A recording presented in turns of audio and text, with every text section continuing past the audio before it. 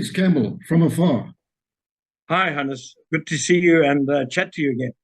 Actually, one of the nice things about doing these talks is I get to connect with people I probably wouldn't speak to, and good to catch up. So thanks Yeah, for your time. exactly.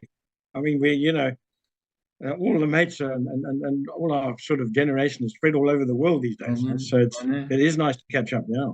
It really is. Campbell, just as an intro, man, thinking about your family, as I said, you're talking to Tug Morkel the other day, and you're all related. Yeah, I like to think of the Dunlops and the Morkels as one of the great sort of clan families in Rhodesian history. And Yeah. your family, certainly a very colorful one. And, and sadly, lots of tragedy that's gone with it. But Yeah. whichever way you look at it, a hell of a story. And again, your family very much tells the story of Rhodesia in a sense. And it's that history that I'm so pleased we're able to capture. Yeah. No, exactly. I listened to that interview with Tug, and as you say, our families go back a long way, and it's quite a good story actually. So we started. My great grandfather, John Dunlop, they came from Scotland because the Bank of Glasgow went bankrupt in about 1886, 1888, somewhere there, Yeah. up to South Africa, and then came up behind the pioneer column, Rhodes column. That great grandfather Arthur Morkel, he was in that column. Dunlop came behind that with Thomas Meikle actually. Okay. Know that you've got a connection there. Is that Yes. so? Dunlop Meikle came behind the column and arrived in. So where did South Africa did they start off from? Natal or Eastern Cape? Yeah, Natal. Natal. Yes. They Okay. started in Natal, yeah. Right. So they trekked it up. Meikle got sick in Fort Victoria at the time and had to go back to Durban to get well. I think it was black water, yellow fever, one of those. Right. And so he went back and left Dunlop with his, goods and shackles and so on, and Yes. said, you look after this, and I'll be back. And I mean, can you imagine going back to Durban and back to Rhodesia? So anyway, that did happen. I mean, Meikle arrived back, I think, a year later, and Dunlop had his stuff, and they parted ways with giving back what was, what he'd looked after, all his goods and shackles, wagons, etc. While he was away. And actually, to wind the clock forward a bit, that culminated in a 100-year centenary celebration at the Meikles Hotel in the steward rooms with the Meikles and the Dunlops, where Mrs. Meikle, and I can't really remember the detail of her full name, etc., actually gave the speech at that dinner. It was a large banquet table in the steward room, and yeah, so that was celebrating 100 years of Dunlop Meikle relationship. Yeah, so then he obviously got married, had children, and then my grandfather Campbell Dunlop. Where did they settle? In Norton, Okay. I think is where that Dunlop family settled. Yeah, and there was actually a contingent of Dunlops actually that found in Norton for years. Campbell Dunlop, who was born in 1901. That's your grandfather. Yeah, that my grandfather. He Yeah. born in 1901, actually was a scholar at Prince Edward, but joined the Royal Air Force, okay, in the Second World War. Now, if you have a look at those dates, it's quite incredible. I mean, this guy, I think, joined at the age of 17 to fight. No, that would have been the First World War. In the First World War, yeah. Yeah. Joined the Air Force. Yeah. And he was awarded a DFC probably at the age of 18, over actions in France. Which is when you think about it, it's quite incredible. I mean, when you think about, flying at that age and, accomplishing things in the war. Yeah. That when that finished, I mean, they went farming. He actually was recorded to buy the most expensive farm in Rhodesia in 1934. which actually was the Cast farm in Shamba. And reason being is that there was a lot of gold around, those farms in that area. So Yes. I can't give you the detail of the actual price, etc. But it was amazing to know that from a place like Shamba. Many people thought that was a bit too hot and a bit too low down there. Yeah, yeah. So then then they moved from there to Maryvale, which was just outside on the Missouri Road. Okay, just before Henderson Research Station, you go left, and they farm down there. But actually, winding back a bit about Campbell Dunlop flying, he was actually the first man, okay, to fly under the Vic Falls Bridge in a Tiger Moth in 1934. Wow. I don't know if anybody else has done it. But if you actually go to the bridge and you have a look at the situation there, you would find it was like incredible that somebody could do that. Because you've got to come down quickly and get up quickly. Yeah, you have to come in, from the fall side, and then come in very steeply under and up out again, because it's on a major sort of curve there. Yeah. So yeah, he did that anyway. They went and started farming in Maryvale. He was called up as a from by the Royal Air Force for the Second World War to train pilots in Rhodesia, and he had the rank then of squadron leader.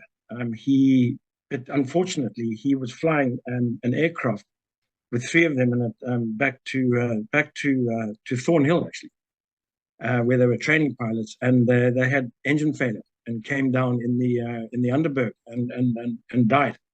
And that was in 1940, when my old man was like 7 years old.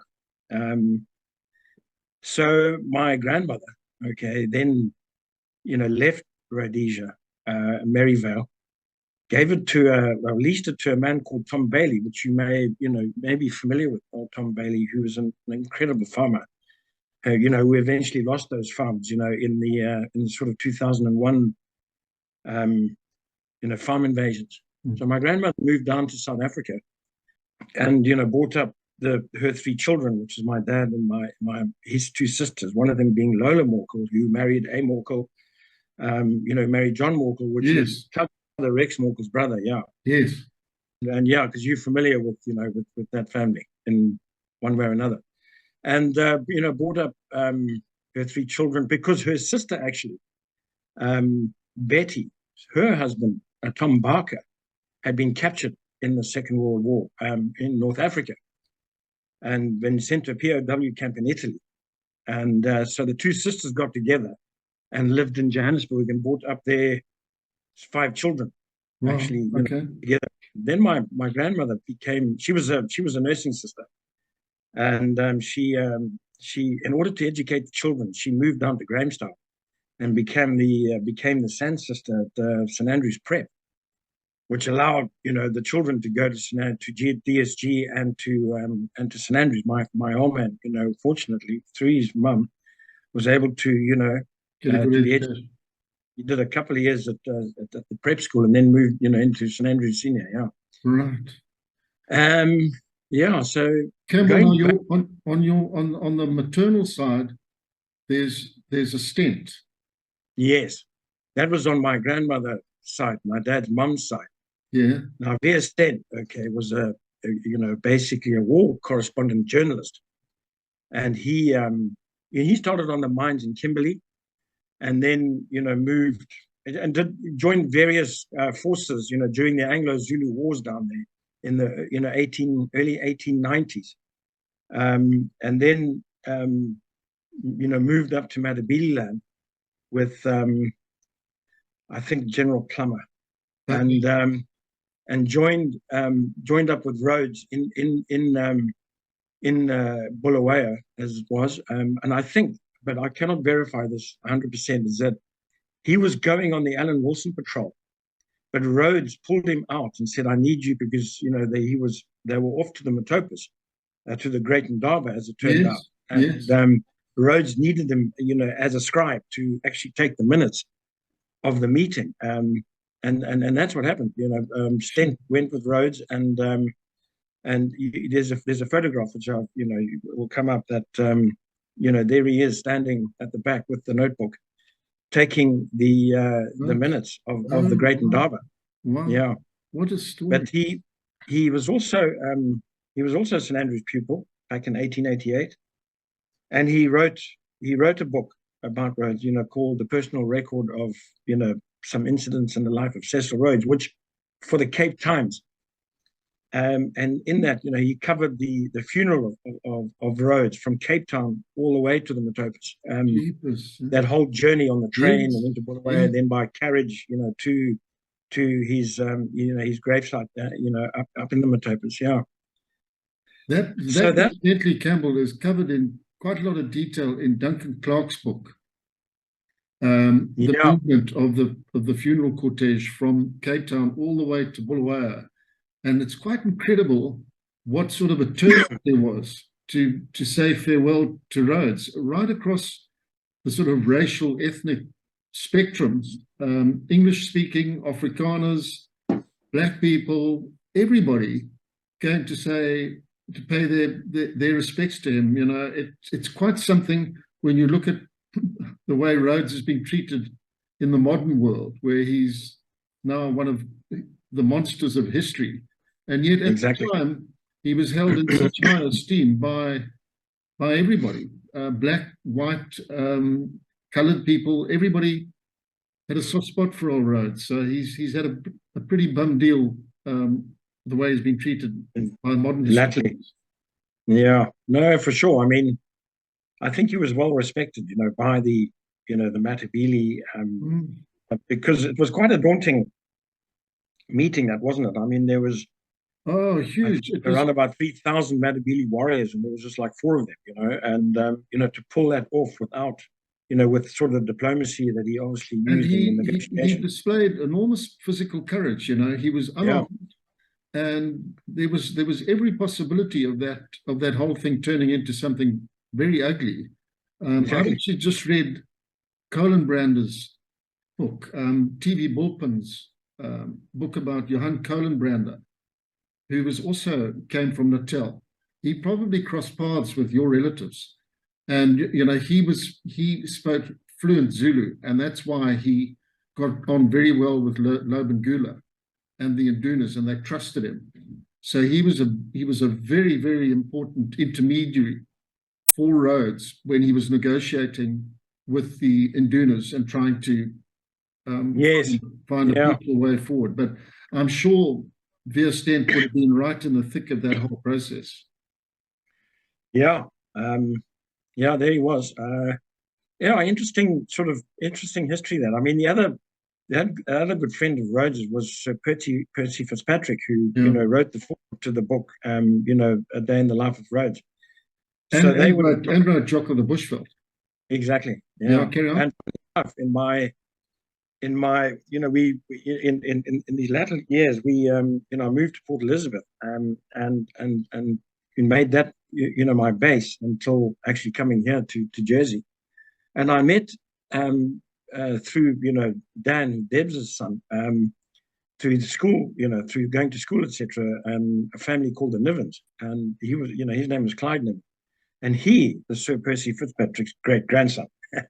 So we became good mates in Port Elizabeth, and he took me around to where Fitzpatrick started the empire, and they started the Oatspan brand citrus, and that was a Fitzpatrick family, and he showed his original house and the beautiful farm that they owned outside Port Elizabeth. It was amazing. Yeah, so it's a small world in many respects. Fascinating. Campbell, so your old man then finishes school and comes back to Rhodesia? Yeah, but during just after school, finishing school, he came up and worked on the Morkel estate, Ceres Farm in Shamva there, for the old man, Tug's grandfather, Reg. And so there were the 3 Morkel boys and Glenn, my father, and they managed and ran the whole farm, and I think he did that for a year, and then took off to Cirencester, and did a year at Cirencester, actually sharing he roomed with the late David Spain, who was also a Shamble farmer and ex-president of the CFU. Yeah. Yes. When he finished science test or left after a year, as he called it, was a BSc in agriculture, which stood for a bloody short course. he came back to Rhodesia and started working for the Thurlows, which was quite a renowned family out that way. And then he worked for an old family, the Thornton family. And while working for Thornton on Avalon Farm, which is actually borders the Arcadia Dam, now up in Shamva Valley, he married my mum, who was a Joburg girl from Johannesburg.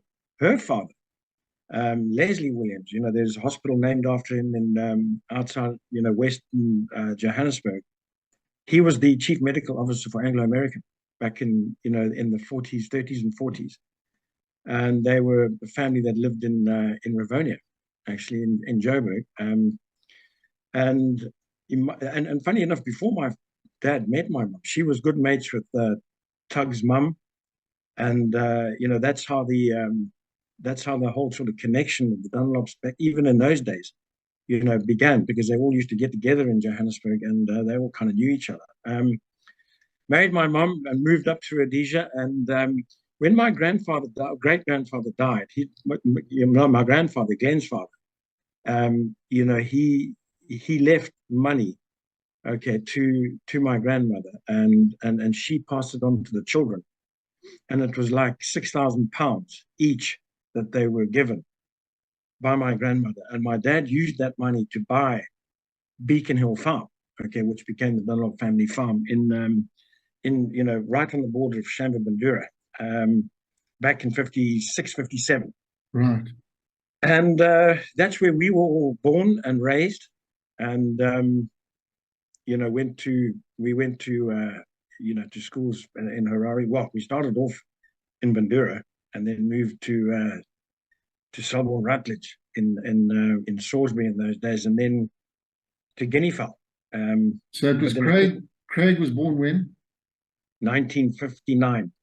He's 59, eh? Yeah. And then I was 1 and Leslie 62. Yeah. Okay. So all off to Selborne Rutledge and then Guinea Fowl. Yeah. And Craig finished at Guinea Fowl, and Leslie and I left. My father pulled us out. There was, at that point, there was talk of the school closing, and it was, and he was getting a bit nervous about, the education down there, etc. So they pulled us out and sent us to St. George's. And Craig remained at Guinea Fowl and finished there, actually, before being called up. So we went to St. George's, Leslie absolutely hated it. He loved Guinea Fowl, and he wanted to stay there. Anyway, that was the way it was. And we finished, well, Leslie had a very early finish at St. George's. He was, he was, as you know, the famous saying, he was told to head boy, yeah, he was expelled. I don't know what year that was, 1979, actually. Yeah. I remember when that happened, but yeah. And we won't go into the details. Yeah. Go back to Craig. So he would have finished school when? He finished in 1977. Yeah. And then joined the army in 78. And he joined as a regular soldier, Hannes, went into the SAS to be trained, at Old Cranbourne. So he did his whole basic training, with those, I think people like Rob Cuthbert and various Trevor Proctor were on that course with him. Mm-hmm. But he unfortunately bailed out on the pre-rev part, which I think was at Llewellyn. So he bailed out of the pre-rev, but unfortunately, and really actually quite far into the pre-rev. I mean, I think if he'd stayed another kind of half an hour, etc., he would have got through that. Anyway, he went off to the RLI and joined one commando, and went into almost immediately into Fire Force, and did that right up until he was shot. And I think it was like in July 1979, somewhere there. He was down in the Gundu Holt area. Yes. And they were, he was, from what I, understood from chatting to him at the time, he walked into a clearing. They were doing a sweep and walked into a clearing, and an enemy soldier up and shot him. But fortunately, and unfortunately, it was an SKS, and on the next round had a stoppage. And I'm sure I'm correct in saying this, but it could be backed up, is that I think it was Pat Breakspear who was in his stick at the time, up and eliminated that enemy soldier, and actually retrieved that next cartridge bullet, okay, and gave that to my mother and said, that could have been the one. Anyway, Craig went down, shot in the chest, very, right up here on the left-hand side, quite close to the heart, etc. But fortunately, it went through, one set of ribs and out through the back without hitting any ribs. So it was actually a clean, whole right, entry and exit. But as he went down, and he kind of rolled down the slope. A helicopter came in, fortunately, to casevac him, and on that helicopter was the RLI doctor, Major Webster, flew to Fort Vic, and then entered Dakota, to New Salem, back into helicopter to Andrew Fleming. And he was so unbelievably, he had an excellent casevac situation developed there, which went a long way to saving his life. Because actually, when I joined in January of 1980, when we were doing our medicals at the RLI barracks, the doctor that I was in the queue with actually was Major Webster. So when he said, "What's your name?" I said, "I'm Dunlop's my name, sir." And he said, "Well, are you related to Craig Dunlop?" And I said, "Yeah, brother." He said, "Man, that man, nearly gave me a heart attack trying to keep him alive. So please look after yourself forward from here." But the whole account of that, of looking after Craig, and that casevac is documented in one of the books. Can't remember the name of it, but it was, I think it's on the commando, I think, with the commandos, whatever. But yeah, he had a really rough time, because Craig was pulling out all his drips and everything on the aircraft going, to New Salem, obviously in shock and everything. So it was quite a struggle between Major Webster and the medics to keep the drips in him and so on. Anyway, he spent 6 weeks or so in Andrew Fleming, recovering, which in itself, there are stories attached to that, because, I mean, what it was like. I mean, one day my old man walked into the ward, and, there was Craig on a whole sort of lung machine, with all the bottles and stuff, smoking, medicine cigarettes after being shot in the lung. And yeah, in fact, it got wild in that ward, with so many visitors coming in. They eventually had to ban, people coming to see him. You had to get explicit permission to visit him.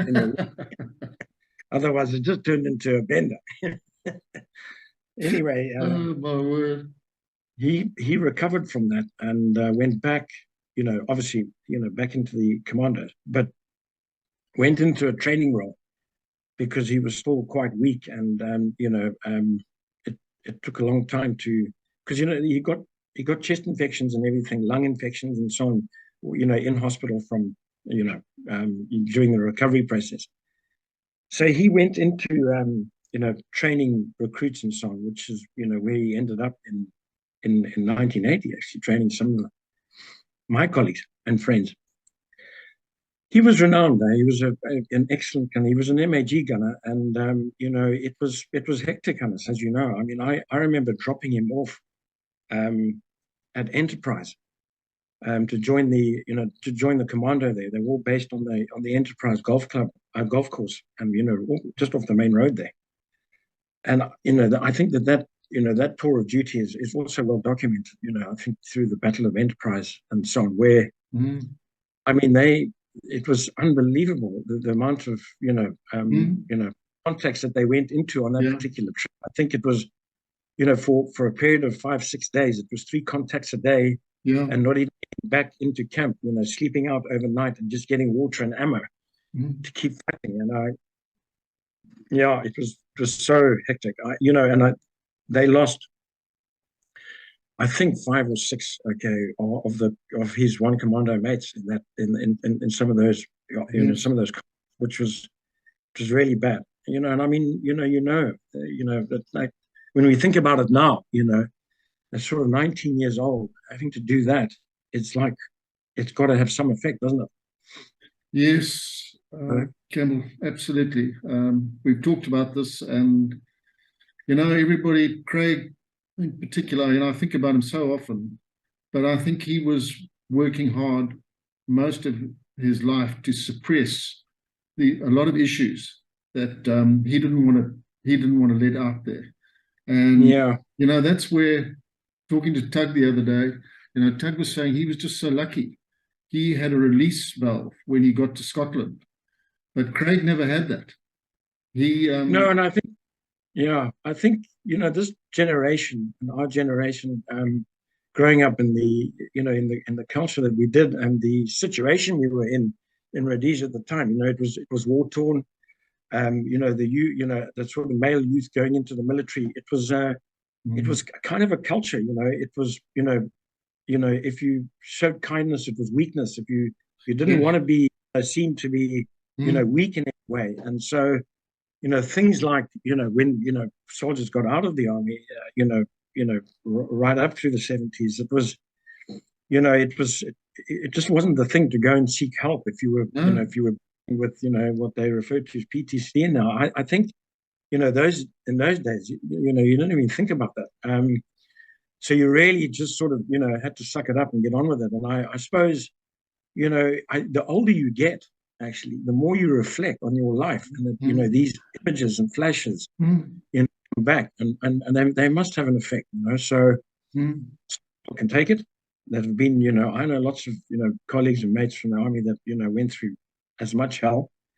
And it just depends on the makeup of your mind and brain as to how you can cope with these things. But that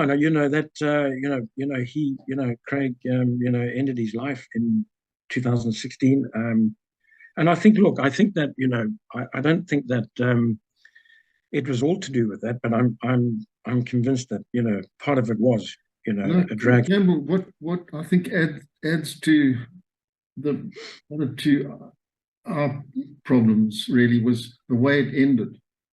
A guy like Craig, who went out of his way to lay down his life basically for his country and his friends, and fought so hard right to the end, and then the denouement was so disappointing. And I think that's what has caught up with a lot of chaps later in life. In fact, I know it has, is thinking, jeepers, what, all that for what nothing. Was it all for? And I think that's for sure, Hannes. I actually, that used to come up in conversation with Craig, because today, as you say, I mean, it just affects people, different people differently. So, but that is definitely, some of the conversations we used to have was that, what the hell did we do this all for, and especially how it ended, on the farms in 2000 and 2001. That was like just the end, wasn't it? He was, during, before the land invasions and so on, he was doing so well with, a company called Monsanto. Yes. And he was an excellent, agronomist. He was well known around the country. He, for all the Monsanto products that, basically introduced the ability to go into zero-till farming using, the famous Monsanto product Roundup. And he absolutely had a major effect on, how I changed farming, on the family farm, right. Conventional tillage into more or less zero-till applications by using, his advice and those products. It was amazing. So, he was well in his element, doing that. He didn't, he was involved in the agricultural side, which he'd grown up with. And, he traveled, extensively, around the country, right from the low veld, the sugarcane producers, right up to us, in the North Missouri Valley. And very good at what he did. Yeah. Craig, Campbell, what comes to mind? Thinking back on the farm invasions, that same stiff upper lip culture mentality persisted. I can remember being at sports club at the height of the invasions, and blokes coming in off the farms who had just lost everything.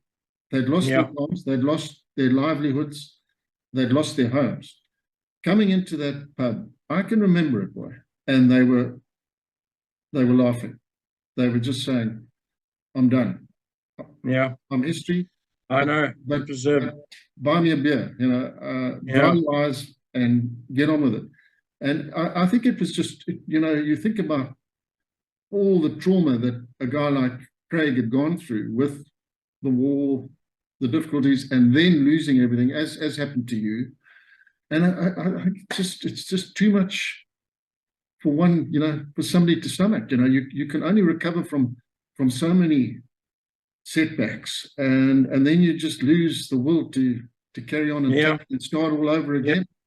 I know. And you think about it, our generation, it happened at that point where a lot of us thought we're over the hump now. You can sit back and relax. I've worked, I've got my farm or my business, whatever it is, and then suddenly you've got nothing.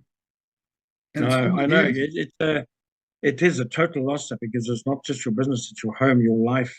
The whole thing was, all, based on those farms, and incredible investment as well, that went into them.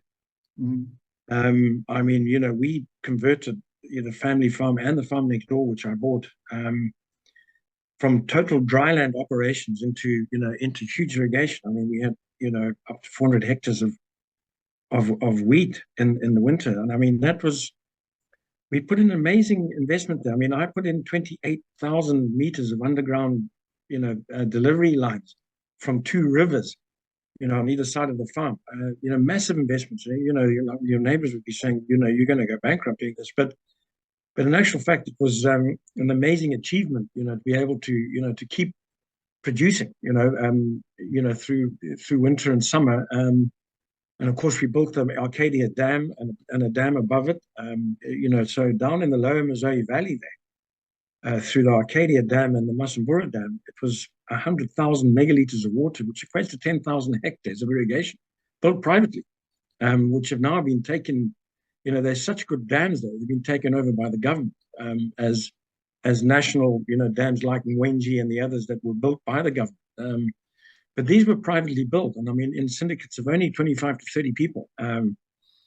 We had canals and pipelines that pulled water from the Porty River across to the Missouri River, so that people on the Missouri River could invest in dams on the Porty River and be able to get that water. The amazing electrical infrastructure that that was brought to the farms, and be able to to irrigate those distances, and it worked. All the way through from 1989 right up until 2001. Okay, we didn't suffer from hectic electrical problems, etc. I mean, we had when you think about the whole rural development through those years, it was hectic, especially in the 90s. Yeah. The amount of money that was invested in agriculture and infrastructure, and especially from the tobacco producers, because tobacco boomed in the early 90s. I mean, it was incredible, the amount of dams and infrastructure and curing facilities and so on that were put up, that maybe today has gone. I mean, I know on our farms it's just almost a desert. So all of that irrigation infrastructure has just has gone to rack and ruin. In fact, when the invaders came to our place and I had to succumb to getting off, I said to the guy, I said, you just look around here, because you're going to have to carry on this legacy if you want people not to starve in this country.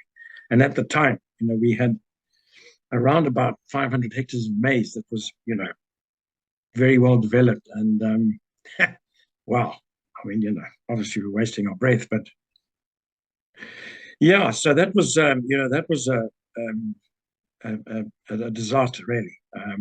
In that unfolded. My parents were on the farm next door. I was on the adjacent farm. I bought both farms from, I bought one farm myself and then bought the family farm off my old man, who, when I started to do this irrigation development, he said, no, this is a bridge too far. You're doing this on your own. So, I arranged a buyout process over a number of years, and we executed that, and went on to, to develop all the irrigation and so on. But when the land invasions began, they were still living, on the family farm, sort of in a semi-retired state.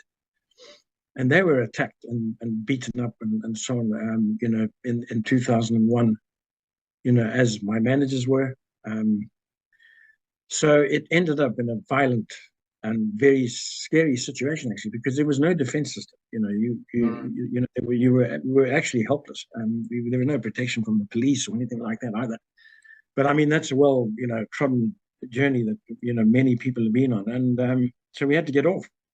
And I moved my parents to Bandura, which was the little town 12, 13 k's up the road.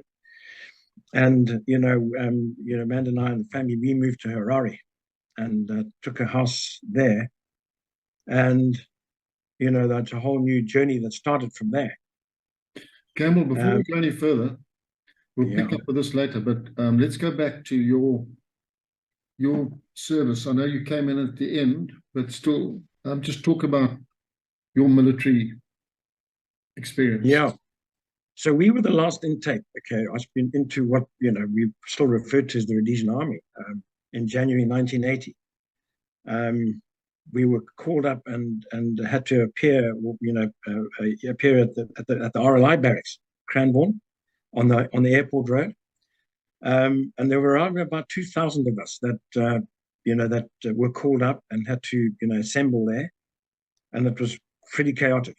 When I remember back, it was we had to we sort of were billeted out into the RLI hall and squash courts and things like that. Very not enough ablutions, etc. You sort of lined up for breakfast and then just joined the line again, for lunch, etc. But that we were handed out kit and all of that there in those first 2 or 3 days, and then the different units came to take soldiers or take recruits that wanted to join those units. For instance, if you wanted to go to the RLI, then they took what they needed. The Slough Scouts came, police, engineers, all of these different units came, and people peeled off. And I remember I wanted to join the SAS, so I waited for the SAS contingent to come, and they came. The sort of training troop guys that were involved in those days, like Nick Breitenbach and Dion Lemmer and people like that.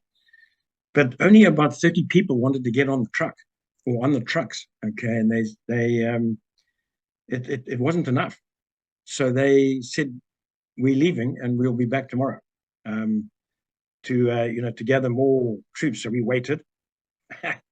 They went back, and of course, came back the next day with, Sergeant Major Johnny Masson, who was in charge of training troop under Lieutenant Hornby at the time, and gave a big spiel, to whoever was left, that hadn't been sort of or hadn't gone and to other units. Yeah. That this is the unit to join, because we were out at Cabrit at that time. It's a very nice camp. There are horses, there's wildlife. You can play squash in the afternoons. You can phone your parents.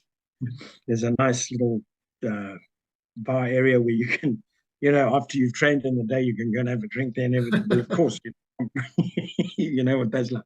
From 30 people, 130 people got on those trucks, okay, and off we went.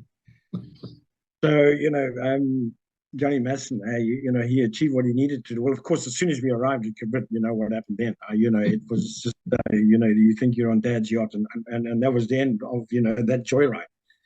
So, we were split into 3 groups, A, B, and C, and and started our recruits course at Cabrit. Okay, so but the interesting story is that our training was amazing. You were trained by fully experienced, battle trained, combat troops of the SAS, which for me was like incredible. They were hardened, well-versed soldiers, giving us, the best training I think that anybody could have got. Mm. Our PTI instructor was Greenough, who was an amazing, very strong, very fit, and relentless guy. We used to look out of that window at 4 or 5 o'clock in the morning and just hope he wouldn't pitch up for the session there. He did a great job. We got into shape pretty quickly, but a lot of people dropped out in those first weeks of the recruit course, and it developed. Our second phase training was done down in the Angwa River, as opposed to prior second phase training used to happen at Gwai, I think, with the older soldiers. But we went to the Angwa and completed our second phase training there, and then we had to go on the selection course, which was the typical the Metopus situation, where we did a pre-rev down in Metopus at Malimi Dam, which was a typical sort of 30 odd hours of just continual PT with no sleep and no food, just access to water here and there from wherever you could get it. And so that went on. That at that point we were down. Only about 30 people only 30 of us were left actually when we went on to the Metopus selection, 30 odd. And by the time we finished that selection, after all the marches to Salozwi and etc., and completed that selection, there was, I think, 30 left. And so, and of course, this is now April 1980. So the war was over. There was, independence was coming. So things right at that time were changing. And we were back to Harare, and we did our basic static line paracourse, completed that. And then our commanding officer, said, well, the prior to this, okay, you would do the selection and then you would, prove yourself in combat in order to be badged. Well, of course, there was no, the war was over, and so there was no mechanism for that.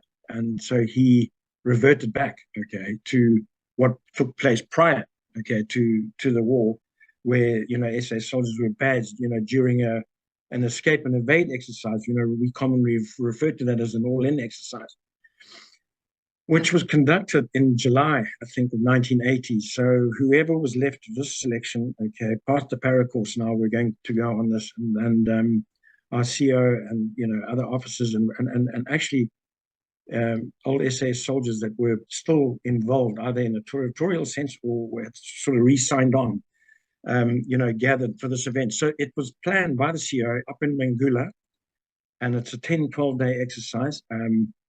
So you start off, okay, by being joined up as the unit, and we had to jump in by parachute, okay, on the first night, join up with the rest of the guys on the ground, the old soldiers and so on, and move to an old mine that you blow up, okay, and this is like an attack that we were doing, it's all a mock-up in terms of going into battle. And then you are split into four-man call signs, and then you're on your own. But you have an old squadron soldier that follows you, a DS, call them, directing staff, and so that they can monitor how you perform and behave for the next 10, 12 days, whatever that was, and in those exercise or those marches, etc., you had to complete, recce's. You had to place, one of the things we had to do was place explosives in the Mangula post office, which was, dummy bricks, but they had to be placed correctly, etc., so that, they could be checked and verified. So you jump in, that was a night jump, heavy packs, etc., go in, blow up with all your colleagues, and then you are basically on the run. Everybody then turns against you, okay? And it's helicopters, it's dog section, it's the squadron guys, it's Grey Scouts, etc., all after you.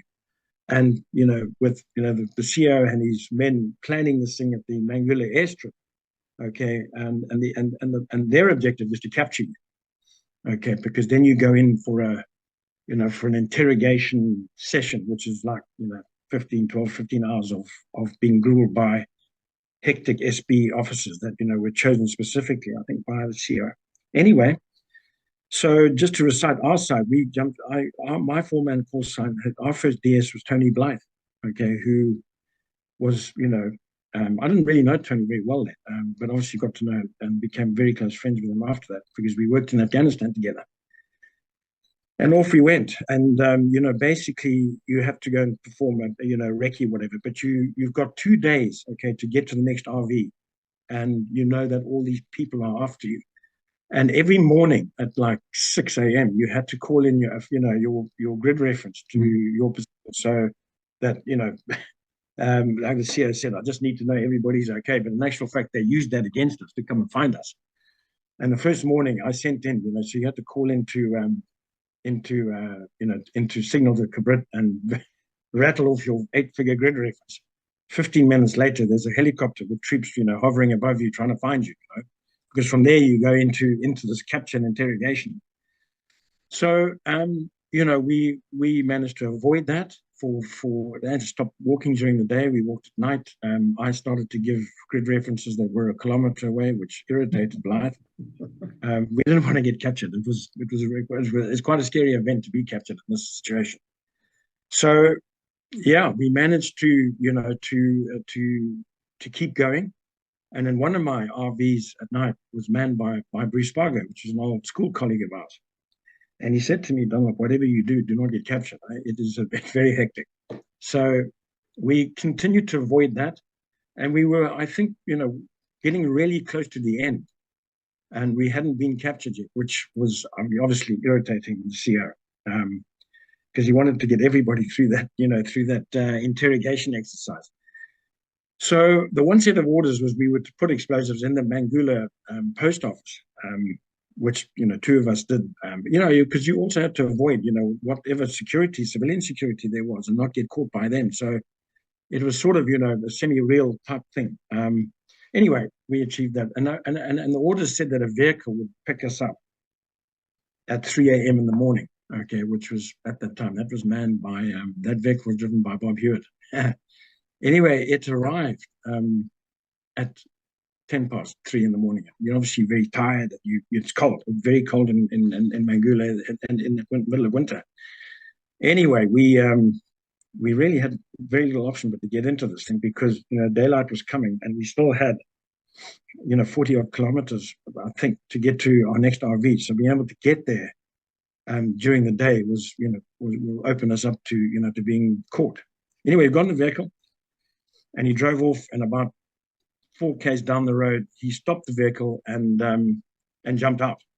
And then all around us, these lights came on, and we were surrounded by various troops. One of them being Sudza Howard's brother. I don't know if you remember Sudza Howard from Yes, I do. Yeah, Sudza Howard's brother was in the police dog section, and he let his dogs go on this vehicle of ours, and these were like vicious animals, hitting us. We couldn't get out because we were surrounded. Actually, my DS at that time was Merv Jellerman. And so we locked the doors, okay, so be able to sort of take stock of the situation and, see what we could do. But basically, they had all of these arc lights and we could see that, we were pretty much surrounded. So without, to sort of jump out and try and escape would have been difficult.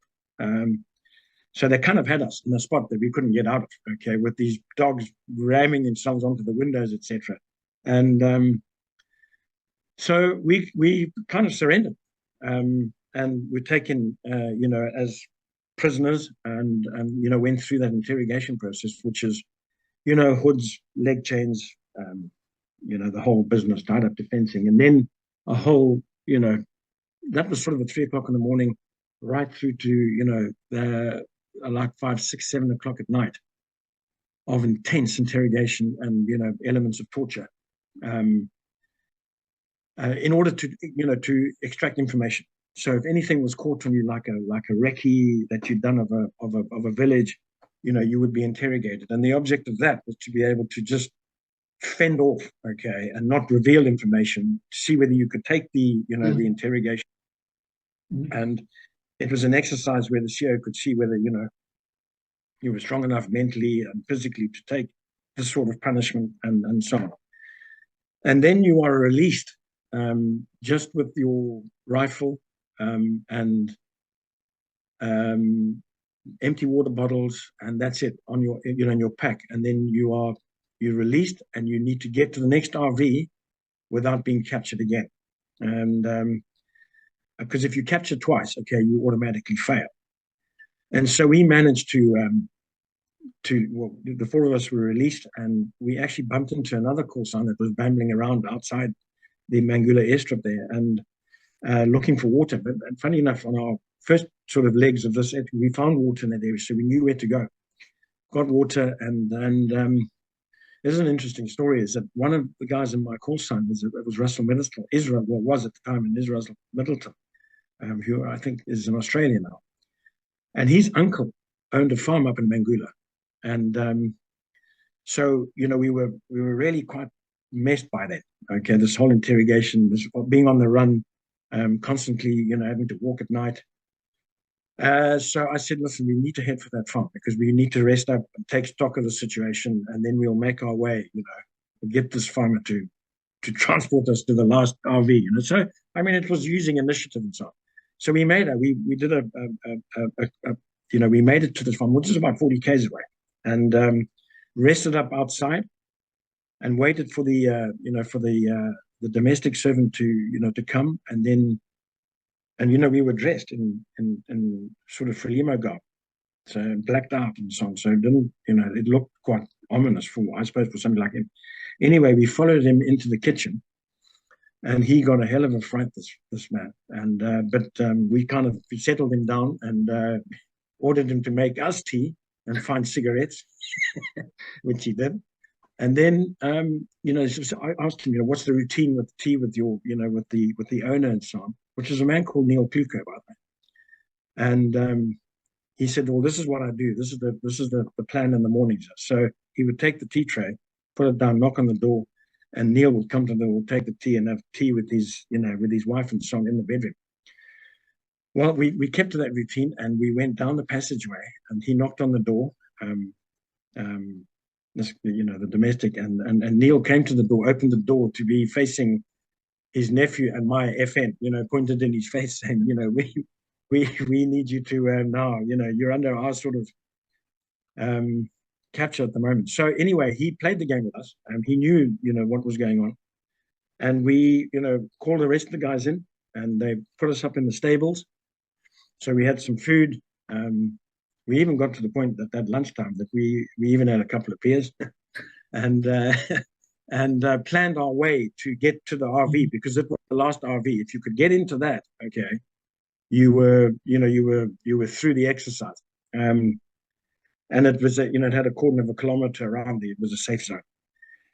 So, but we'd also broken into the enemy frequency as such, so we could hear what was going on, you know, between the CO and his officers and deploying troops trying to find us, you know, again, and really irritated that they, you know, we'd managed to kind of evade because they kind of knew the direction we would have had to walk to get to this RV, and they couldn't get us. So it was quite cool that we had the this frequency, so we could hear what was going on. And then we organized with Neil to get a tractor and trailer, because he was a cotton farmer, and so he would have staff with a covered wagon, trailer, tractor, with lookouts, okay, and we got into these cotton packs, those 200 kg bale cotton packs, and we lay in case, you know, there was air, because there were helicopters and you know, light fixed wing, you know, looking. And so that's how we got to the RV, and we kind of timed it so that it was, you know, early evening going dark, because you had until midnight to get into that RV. And the tractor and trailer never stopped. We just kind of each one jumped off, and we, sort of scuttled into the bush and made it into the RV, and the tractor and trailer obviously, made its way back to Neil's place. And that's how we got into the RV.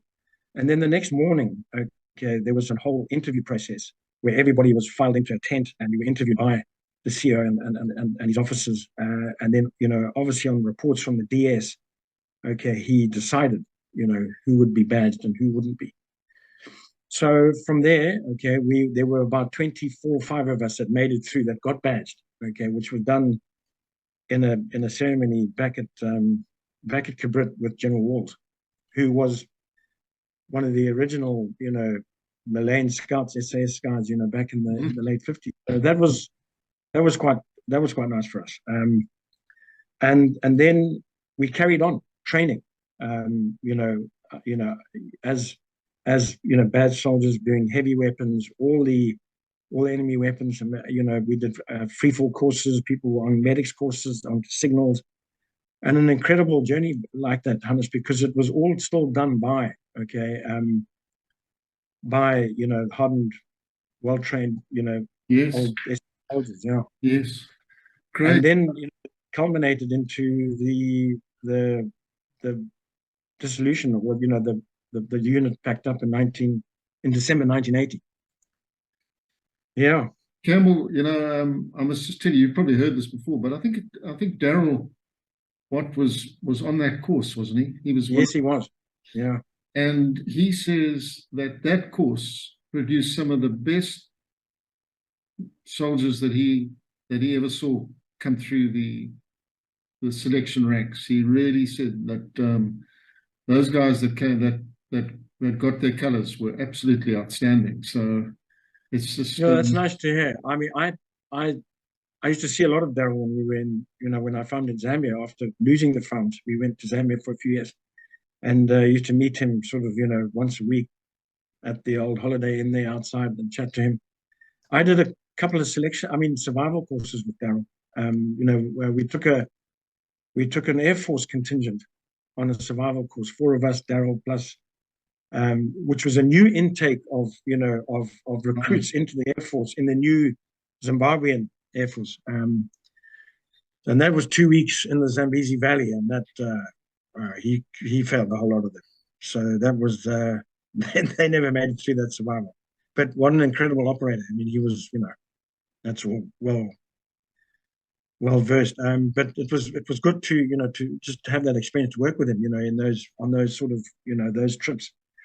But he was very involved in that escape and evade all in exercise. In fact, in one of the incidences there, one of the call signs was picked up in a helicopter that Daryl was on. But one of our guys on our intake, managed to break away from his handcuffs, and the helicopter was taking off, to take these guys to the Mangalu airstrip. And our guy put his arm around the chopper pilot's throat, with the knife going in his throat, and said, "Put it down so they could escape." And at the time that he did it, I think Daryl was facing out.